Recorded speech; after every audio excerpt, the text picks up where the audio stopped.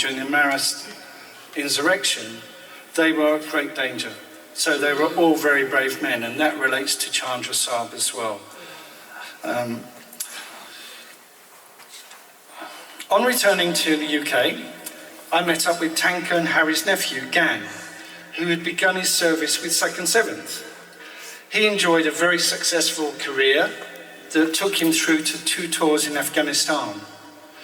Gan was much influenced by his uncle on his mother's side, Khagendra Bahadur Limbo, who later became the Gurkha Major of 7th Gurkhas and the last Gurkha Major of the Training Depot Brigade of Gurkhas in Hong Kong.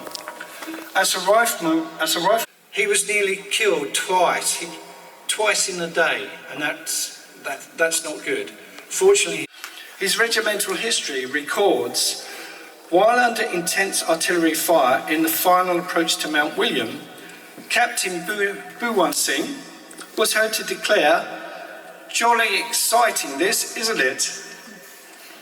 Major Bhuwan Singh was able to recount the incredible stories of his father, the extraordinary Bagbir, who had led a platoon with absolute ferocity against the Japanese in Burma.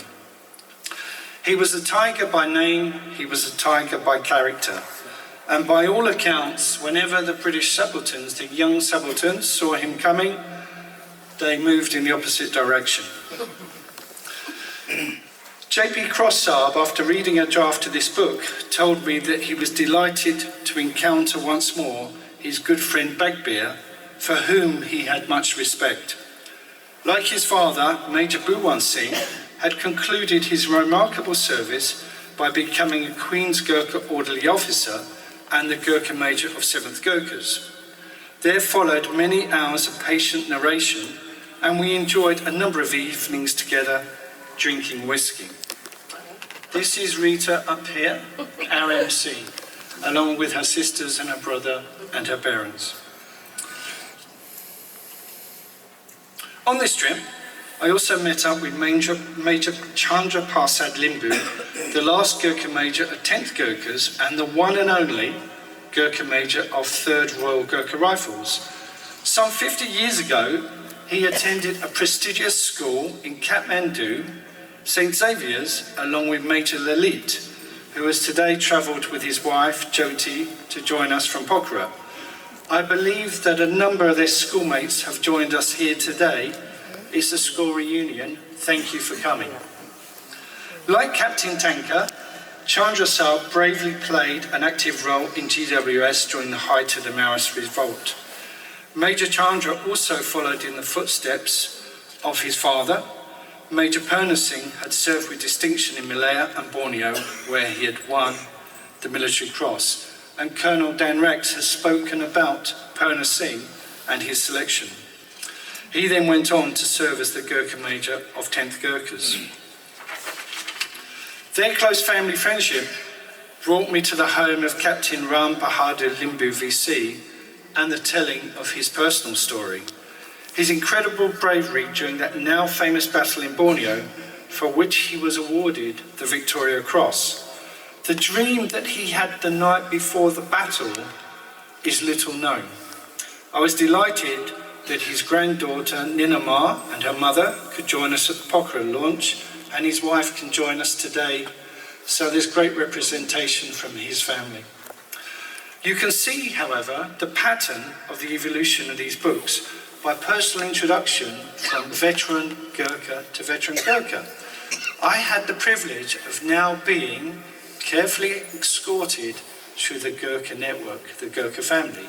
Though not a Gurkha myself, I had that privilege of being taken along into the heart of the Gurkhas by these senior veterans, these legends. But on reflection, it was now apparent, and I'm sure you've already picked it up, that my stories were heavily weighted to the eastern Nepal. To establish the necessary balance, I had to now spend time with veteran Gurkhas from the western regiments.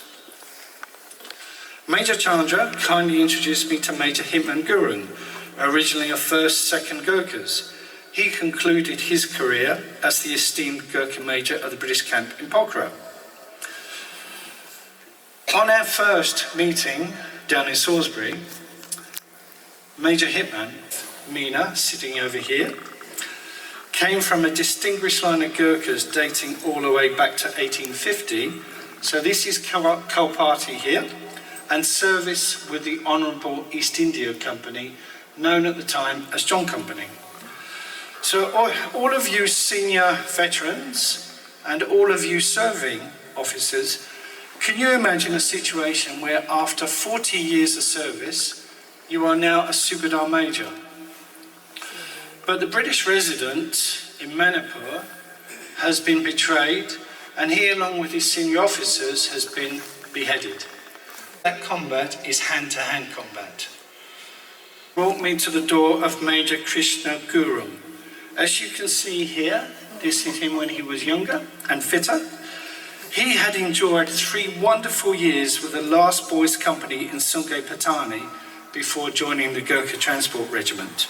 He later became the Deputy Field Director of the Gurkha Welfare Scheme and the first Gurkha Trustee. He gave an incredible 50 years service to both the British Army and the Gurkha Welfare Scheme. A tour you can see below, I was taken on a 2-day tour around Sabet with Hitban and Krishna Sabs and their wives Meena and Dil Kamari. Truk, well established on the popular trekkers, held the family together through the most challenging of times. Incredible contribution of the wives of these Gurkhas, and I have the greatest respect for them. And the Gurkha family for me is not just the Gurkhas themselves, it's the wives who patiently are there day in, day out, looking after the children when their menfolk are overseas on exercises and doing whatever they do, but they are keeping the homestead going and looking after the children. Service, officers' corps. After retirement, Ram Saab built an international golf course near Pokhara. Ram and his brothers, except for one, all support Arsenal. This leads me onto the lone Liverpool supporter, the indomitable Major Judd. He concluded his highly productive career as a Gurkha Major of the Queen's Gurkha Engineers. He spent many years as the Deputy Director of Kaduri Agricultural Aid Association, working on a multitude of construction projects supporting hillside communities of Nepal. And on my next trip to Kathmandu, in a small restaurant opposite the Kathmandu guest house, I spent 2 days interviewing Captain Sher Bahadur Pun, formerly of 2nd Gurkhas. Amongst many roles, he was a popular DJ for BFBS in Hong Kong. You need to ask Rita for a job. Following his retirement from the army, he was employed by the International Development Department. For his very brave work throughout the hillside communities, during the height of the Maoist insurgency, he was awarded the MBE. And for more fascinating, inspiring stories, you will now have to read the 2 volumes of Warriors from the Himalayas. UK, Gurkha Museum Maintenance of Pokhara, अनि Gorkha memorial park Dharan, यो 4टामा यसको जुन जति आम्दानी हुन्छ त्यो चाहिँ बाँडिएर जान्छ। अब book launching programme हुँदैछ। पुस्तक विमोचन लोकार्पणको लागि म यहाँ अगाडि आइदिनु हुन हार्दिक अनुरोध गर्छु। हिज एक्सलेन्सी मिस्टर रफेनलाई, त्यस्तै कर्नेल ड्यान रेक्सलाई, अनि मेजर जिसिओ बालकृष्ण राणाज्यूलाई र मिस्टर गॉर्डन एल्स्टनलाई यहाँ अगाडि आइदिनु हुन हार्दिक अनुरोध गर्दछु। 2टा भाग चाहिँ पार्ट 1 र पार्ट 2 गरेर एकैमा पाउनुहुनेछ हजुरहरूले। For the pictures on this. र मैले भनिहालेँ हजुरहरूलाई, यो किताब होइन, यो चाहिँ एउटा लेगेसी बोकेको Gurkhas. And I had to induct into your story. She is taking on responsibility for getting right this extraordinary patrimony, which I and everybody else involved with Nepal and with Gurkhas now carry. And this book will help me in that a great deal. But I also had a sense that this was sort of symbolic of how these stories need to be passed down. from generation to generation. We have built something so important together. But I have kids, they're 21, 22. They know about Nepal because they're my kids, but their friends don't. You know, there is a constant task of telling these stories to the new generations, both in Nepal and in the UK, the importance of the warriors from the Himalayas. I've had my own close encounters with Gurkhas. Forgive me if some of you have heard this before. My father was ambassador in Myanmar. I had been out late drinking. I climbed over the residence wall and I found a kukri at my throat. That was my first encounter with a Gurkha. Gave me deep respect. Later on, as High Commissioner in Brunei, I saw that outpost of Gurkhas up close and personal. I attended a tiny part of the jungle warfare school, and I was forced to eat these palm weevils for water.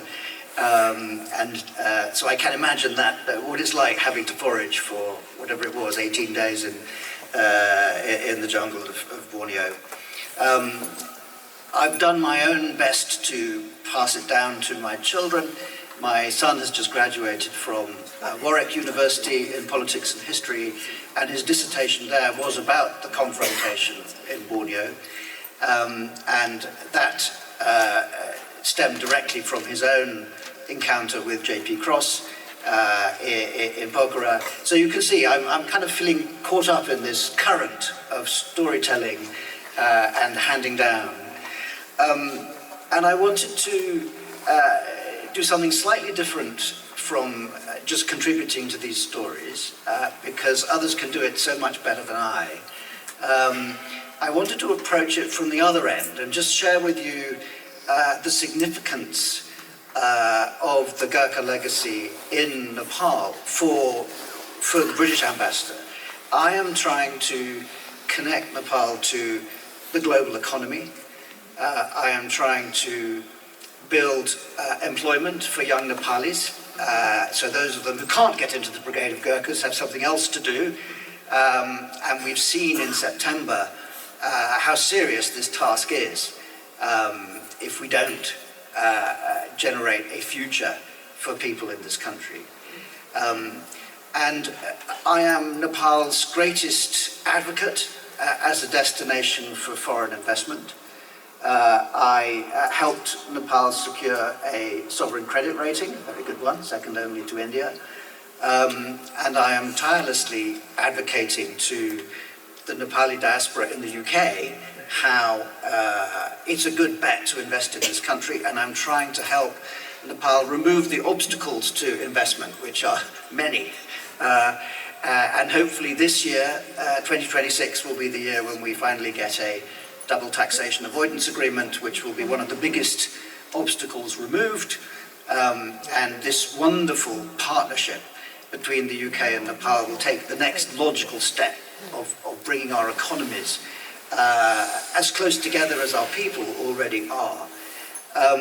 And I had a chance to try and put that into words last week when we launched or refreshed the Nepal UK Chamber of Commerce and Industry. And I said that many people, when talking about trade and investment, they reference sea lanes or air hubs or enormous markets either side. In our case, it's people. It is the people in the UK and the people in Nepal who are the foundation for the trade and investment which I am trying to build. So I think we have as strong a foundation as those countries which are not landlocked, which are air hubs and so on.